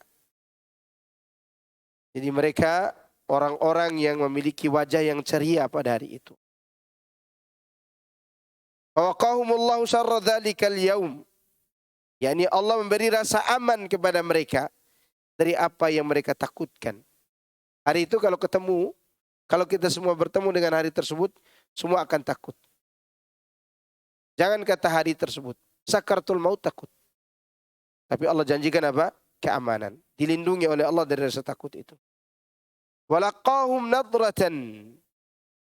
Dan memberikan kepada mereka kejernihan, artinya pada atau seperti terlihat nyata pada wajah mereka.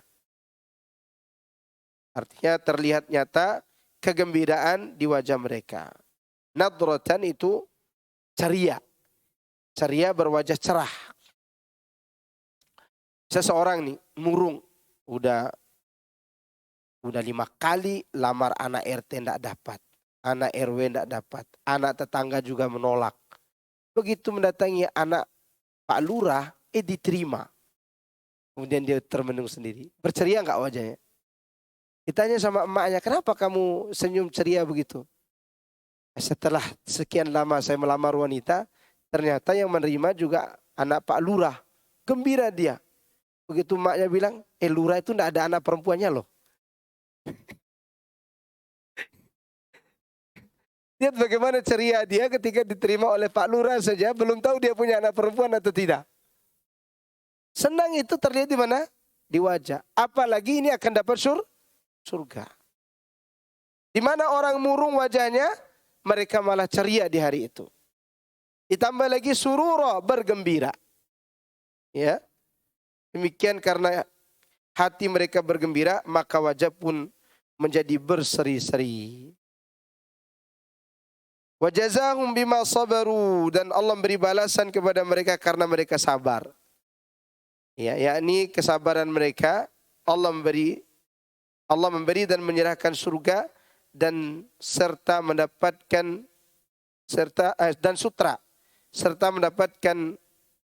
menempatkan mereka di surga. Itu tempat tinggal yang lapang, sejahtera dan baik. Terakhir kali orang yang masuk surga itu dapat 10 kali lipat kekuasaan seperti raja-raja dunia. Ada orang terakhir kali disuruh masuk surga. Udkhulil jannah, kata Allah. Kata dia, ya Allah, semua orang sudah menempatinya. Kayaknya surga itu udah penuh deh. Jadi dalam pandangan dia surga ini udah penuh. Tidak ada lagi tempat buat saya, kata dia. Allah katakan, kalau begitu kuberikan engkau kerajaan, kekuasaan seperti raja yang paling kaya di dunia. Seperti itu, seperti itu, seperti itu, seperti itu. 5 kali Allah sebutkan, kau sudah rela enggak? Kau ridho enggak? Kata dia, ya aku ridho. Kalau begitu, ku tambah lagi 10 kali. Bayangkan tuh. Dia mendapatkan surga terakhir dengan berlipat-lipat kekuasaan raja di dunia. Antum kalau diberikan Bogor ini senang gak? Pak Asron ini Bogor buat ente sendiri. Ambil. Ya ambil. Terus kata Pak Asron tidak mau. Kenapa? Capek nyapunya sendirian. Itu di dunia. Di akhirat enggak. Itu kerajaan yang luar biasa tersebut diberikan kepada orang terakhir masuk surga. Lalu bayangkan orang di atasnya. Di atasnya di atasnya sampai Firdaus. Bagaimana kenikmatannya? Nggak bisa dikhayalkan. Nggak bisa dikhayalkan. Saking nikmatnya jannah itu. Semoga Allah memberikan kita kenikmatan jannah itu. Dan untuk mencapai hal tersebut, ada kalimat yang Allah sebutkan di sini. Bima sabaru. Sabar dalam hal apa ini? 3. Sabar di dalam menjalankan ketaatan. Karena orang banyak yang tidak sabar juga menjalankan ketaatan. Terutama sholat subuh. Ya kan? Imamnya mulai baca. Alif lam mim. Di belakang udah ngomong. Itu surah Sajadah itu. 3 halaman tuh. Udah mulai gitu. Ini Sajadah 3 halaman loh. Surat Asy-Syamsu saja agak panjang tuh kata mereka. Ini tidak sabar. Sabar beribadah. Sabar. Ya, kemudian yang kedua, sabar menghadapi ujian. Sabar menghadapi apa? Ujian. Karena kadang ada orang tidak sabar menghadapi ujian. Misalnya mati suaminya. Ya Allah, kenapa kau ambil suamiku? Kenapa tidak ambil suami tetangga yang suka adu ayam tuh? Itu tidak sabar namanya. Udah sabarin aja, tidak usah bawa-bawa adu ayam tetangga. Mengeluh namanya. Yang ketiga, sabar dalam meninggalkan maksiat. Karena kadang kita menghadap maksiat tidak sabar untuk melakukannya. Maka tinggalkan. Tadi kata kuncinya, yaitu takut kepada Allah Azza wa Jalla. Kalau tidak takut, tidak sabar. Nggak takut, tidak sabar. Ya. Apalagi kita laki-laki ini. Laki-laki ini setua-tua laki-laki. Itu syahwatnya sebesar keinginan, sebesar apa namanya? Syahwat kuda gitu kan. Tapi tenaganya tenaga kecoa. Itu manusia. Ya. Semangat kuda. Tetapi tenaganya ya minimal tenaga ayam lah. Itu syahwat namanya. Kadang orang tidak sabar berbuat maksiat. Sampai saya pernah temukan, waliyadzubillah, semoga Allah lindungi kita semuanya. Ada guru ngaji TPA, berumur di atas 60, mati ditinggalkan istrinya, dia tidak sabar melanjutkan kehidupan dalam kesendiriannya. Dan dia juga tidak mampu menikah. Tapi pergi ke tempat wanita-wanita nakal bisa dia lakukan.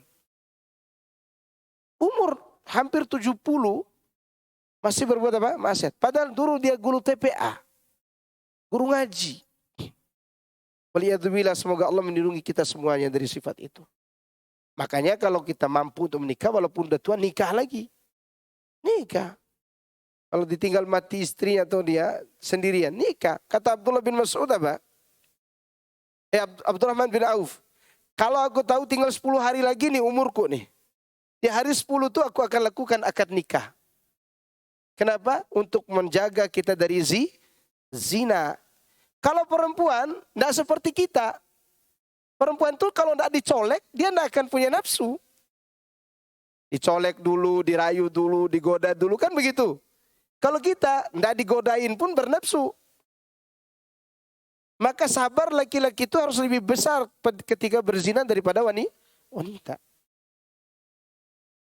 Oleh karena itu yang diceritakan dalam Al-Quran, dalam hadis, yang disuruh sabar dari zina itu yang paling banyak siapa? Laki-laki. Bahkan nanti di surga ada sebuah tempat namanya Jannatun Naim. Di Jannatun Naim itu ada bidadari namanya Hurun Ain.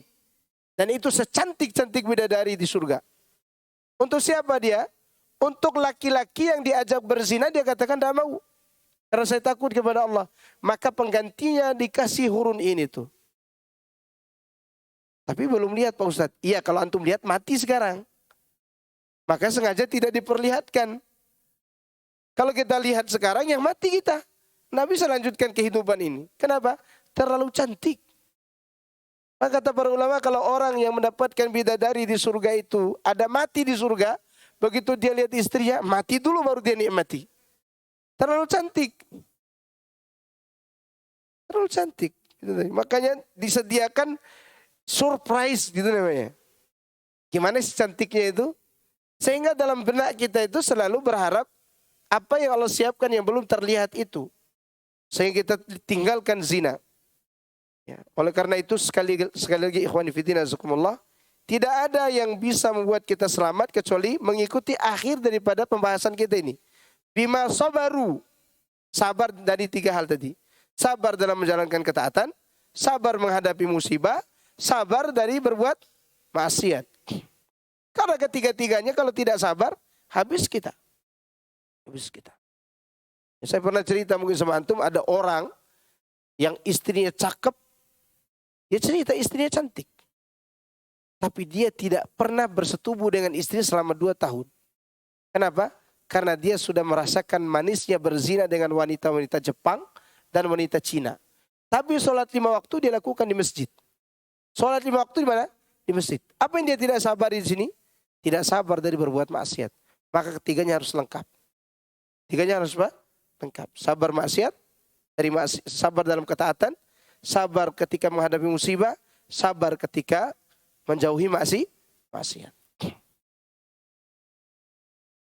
Nah, ada pertanyaan silakan.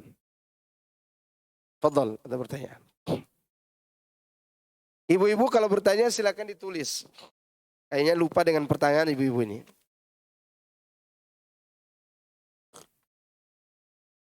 Tanya Pak Ustadz. Silakan. Assalamualaikum warahmatullahi wabarakatuh. Tadi Pak Ustadz menyebutkan bahwa ada pertemuan permanen, ada pertemuan sementara, sewaktu-waktu. Nah dalam hal ini yang permanen ini kalau suami istri, misalnya yang satu beragama Islam, dia nikah dengan yang bukan beragama Islam. Terus anak-anaknya ada yang sebagian ngikut agama Islam dan yang lainnya ikut beragama ibunya. Ini di dalam surga permanen ini bagaimana? Apakah tidak bertemu karena beda agama? Karena Allah mensyaratkan di situ, tidak disyaratkan amal harus sama banyaknya. Tapi yang disyaratkan adalah walladzina amanu wattaba'athum dzurriyyatuhum biimanin alhaqna bihim dzurriyyatahum. Ya, di surat At-Tur ayat 21. Ya, dan orang-orang yang beriman, perhatikan kalimat iman. Dan keturunan mereka mengikuti mereka dalam keimanan. Sama enggak usulnya? Sama. Tidak orang Syiah, tidak orang Mu'tazilah, tidak orang Khawarij, apalagi kafir. Usul keimanannya Pak? Sama. Kata Allah, kami akan gabungkan mereka dengan keturunan mereka.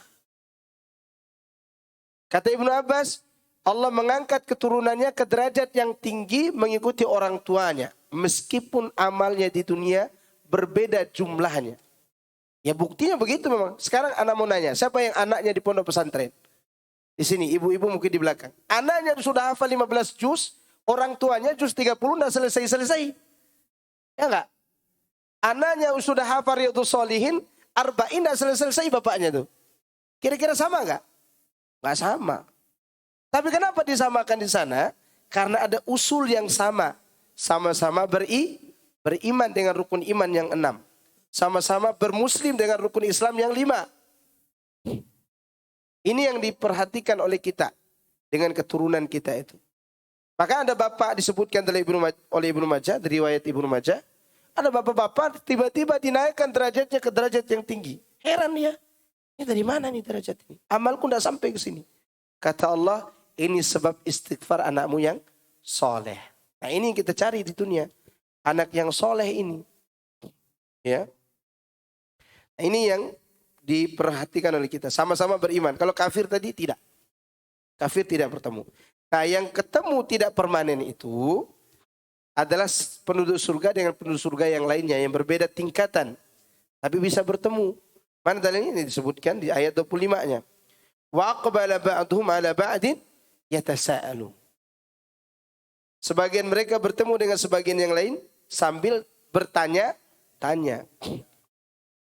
Berarti ketika kita berada di surga yang berbeda-beda, ada nggak waktu kita bertemu nantinya? Ada, kita semua masuk surga. Itu aja dulu. Karena surga itu subhanallah Nggak bisa dibayangkan indahnya. Dan tidak bisa dibayangkan senangnya orang selamat dari neraka. Ya semoga aja kita selamat dari neraka itu. Semoga kita tidak mampir walaupun sekejap. Karena mampir di neraka itu tidak gampang. Satu hik pun sama dengan 80 tahun. 80 tahun di sana sama seperti apa? Sehari di sana seperti 1000 tahun di sini. Sehari dari 80 tahun itu seperti 1000 tahun di sini. Kalikan aja 1000 tahun kali 80 tahun. Sama dengan banyak. Yang kedua Pak Ustadz, Hmm. tadi mengenai makanan. Makanan itu ada riwayat bahwa baru kita bayangkan sudah ada di depan. Iya, iya. Baru dibayangkan udah ada di depan. Sekarang kita menghayalkan ayam Kentucky aja kalau tidak punya fulus tidak dapat kita makan. Ya enggak? Iya. Maka di surga begitu. Surga itu baru diangan-angankan, saya sudah ada di depan mata. Sudah ada kita makan di situ. Ya. Baik, ada lagi? Fadhal akhi. Bapak silakan. Oh ini dulu pertanyaan ini dulu ini yang masuk. Ustadz, apakah berdosa jika kita membatalkan nadar karena ketidaksanggup? Maka nadar itu kalau tidak sanggup, kita tidak berdosa membatalkannya, bayar kafarah sumpah saja. Bayar kafarah sumpah. Tadi contohnya mau berpuasa seumur hidup, tidak sanggup. Tidak sanggup. Pokoknya apa yang tidak bisa dilakukan oleh anak Adam, kemudian orang bernadar dengannya, maka itu boleh dibatalkan. Tapi harus bayar kafarah sumpah.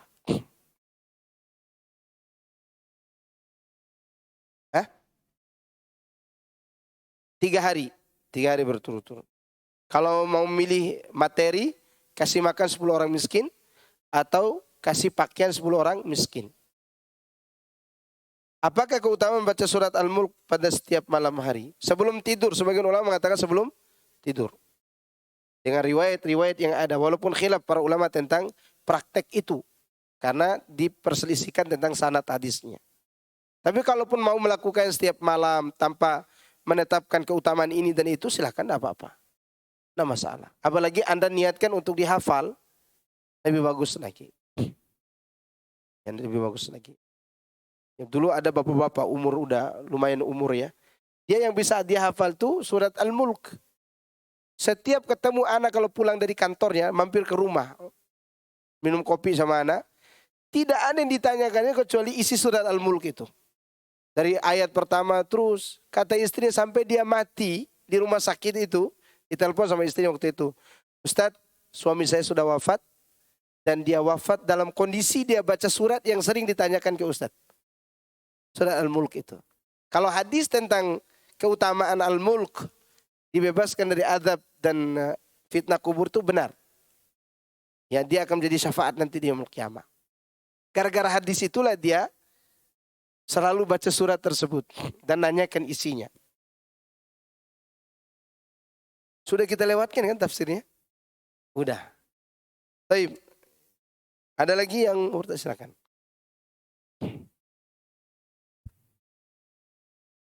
Maaf Ustaz, tadi Ustaz sebutkan bahwa harta itu kadang disebut khair atau kebaikan.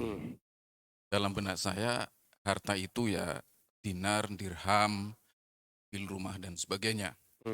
Tapi ada sebuah hadis Ustaz yang situ kalau nggak salah Rasulullah pernah bertanya kepada para sahabatnya, ayyumalun khair, harta apa yang paling baik? Nabi tidak, kemudian Nabi menjawab sendiri. Yang dimaksud harta yang baik adalah Nabi menjawab lisanun zakar wa qalban zakar wa zaujan mu'minan. Ya. Kan jawaban itu gak nyambung Ustaz yang dimaksud dengan harta itu. Bagaimana penjelasannya Ustaz? Hadis itu ada asbabul wurud yang lain. Itu Rasulullah SAW menyampaikan ayat tentang bahayanya pelit. Bahwa pelit itu akan menyebabkan harta tersebut menjadi lempengan neraka kemudian dipakai untuk menyetrikat pelakunya. Sahabat ada yang bertanya. Ya, maka timbul pertanyaan dari Nabi juga dalam riwayat yang itu. Rasulullah, ada nggak harta yang nggak boleh dibagi-bagikan, nggak boleh dizakatkan, nggak boleh diinfakkan gitu? Yang artinya kami boleh pelit dengan harta itu. Nabi mengatakan sesuai dengan hadis tadi, ada 3. Lisanun dzakirun, wa qalbun syakirun, wa zaujatun mu'minatun tu'inuhu ala imani. Yaitu lidah yang berzikir, tidak mungkin kita potong dikasih ke orang. Hati yang bersyukur, tidak mungkin kita copot jantung kita untuk dikasih ke orang. Dan istri yang mukminah yang membantu suaminya dalam keimanan. Antum bayangkan punya 3-tiganya. Gimana nikmatnya hidup. Istri kita mau berangkat, abang hati-hati ya. Di jalan banyak AWW. Kan? Dia nasihati dulu kita. Ingat ya, Allah subhanahu wa ta'ala melihat dimanapun abang berada. Ngomong gitu dia. Kira-kira nikmat gitu? Nikmat. Beda kalau kita keluar rumah. HP kita hacker sama dia. Kemudian diteliti semua. Dulu isinya. Nggak enak sekali hidup. Kayak hidup di bawah bimbingan intelijen gitu. Kalau dia katakan hati-hati dengan zina, kami rela lapar. Yang penting jangan bawa pulang harta yang haram gitu. Kira-kira istri seperti ini nikmat gak punya istri? Nikmat luar biasa. Tapi dia nggak bisa masak Pak Ustadz. Nggak apa-apa, nggak bisa masak itu urusan belakangan. Siapa tahu gara-gara kita sabar dengan ketidakbisaan dia, tapi dia mukminah, Allah beri kita harta, setiap hari kita dikasih makanan gratis oleh Allah. Artinya begini, tidak perlu dia yang masak. Kita bisa beli pembantu yang bisa masak, kita suruh dia masak. Kenapa? Karena sudah punya istri yang bantu kita dalam keimanan. Nikmat. Walaupun wajahnya mungkin tidak cantik, tapi begitu dia membantu kita ke surga, itu nikmat luar biasa. Nikmat luar biasa. Nah ini harta yang dimaksud tadi. Ini kebaikan di atas kebaikan. Adapun kebaikan pada harta yang ada adalah memang itu sesuatu yang disukai. Kendaraan, rumah, fulus, itu termasuk apa? Kebaikan. Apalagi semua itu dimanfaatkan untuk taat kepada Allah, akan bertambahlah kebaikan itu. Maka Nabi mengatakan dalam hadis yang lain, arba'un minas sa'adah. Ada 4 hal yang membuat kita bahagia. Rumah yang luas, kemudian kendaraan yang nyaman. Di sini tidak disebutkan yang irit, bukan. Yang nyaman. Karena kalau antum pakai motor Beat ke Surabaya dengan memakai motor X-Max ke Surabaya, nyaman apa iritnya yang dicari? Nyaman. Pakai Beat sampai Tegal sakit, kita masuk ke rumah sakit. Ini sakit punggung nih. Ya. Jadi yang disebut apa? Nyaman. Itu kedua. Yang ketiga, tetangga yang baik. Coba antum punya tetangga, anjingnya menggonggong, istrinya juga ikut menggonggong setiap hari. Ribut aja dengan suaminya. Capek nggak dengarnya? Capek. Tetangga yang baik. Yang ketiga, yang keempat, istri soleha. Nah istri soleha selalu masuk nih. Maka ibu-ibu siapkan jadi harta kami yang terbaik. Ya, karena wanita itu betul-betul menjadi kebahagiaan buat laki-laki. Kita bangun tidur, sarapan udah ada. Bangun tidur, kopi udah disiapkan. Bangun tidur dia tidak ngomel-ngomel. Kalaupun dia ngomel-ngomel sendiri dia di dapur. Dengar oleh kita. Nikmat luar biasa. Kemudian kalau kita berangkat dia nasihati kita. Dia doakan kita. Ya Allah selamatkan suamiku dalam perjalanannya. Jangan sampai dia ketemu dengan ibu-ibu yang riting kiri belok kanan tuh. Nanti dia celaka nanti. Ini doa-doa yang baik dari seorang istri. Maka itu yang terbaik. Maka bahagia. Bahagia gak antum punya istri begitu? Bahagia. Bahagia. Tidak usah dituntut dulu dia bisa masak. Tuntut pada dirinya supaya dia membantu kita ke surga. Bisa masak, bisa berjalan. Waktu ada waktunya. Ada waktunya. Cukup ya? Udah waktunya ini. Subhanakallahumma wa bihamdika. Asyhadu an la ilaha illa anta astaghfiruka wa atubu ilaik. Assalamualaikum